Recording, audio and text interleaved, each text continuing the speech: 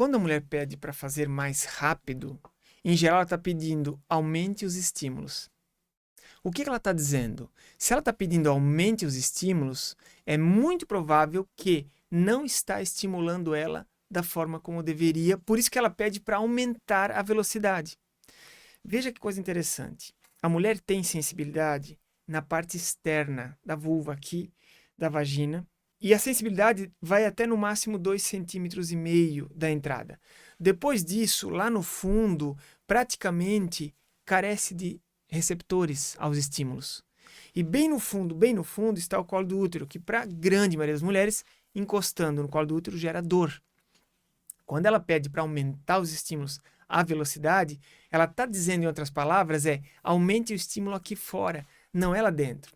Só que o homem, quando ele penetra, ele acha que para aumentar a velocidade é no fundo, para ele vai ficar cada vez mais difícil, porque ele já não está tendo controle, e aí, no movimento de vai para frente, vai para trás, vai para frente, vai para trás, acelerado, a tendência é ele ejacular cada vez mais rápido. Tem que entender um pouco de anatomia, de fisiologia, inclusive do corpo feminino. Mais importante que a velocidade dos movimentos para a mulher subir a excitação é a constância do estímulo. Então, não importa tanto a velocidade, mas sim a constância. O que significa isso?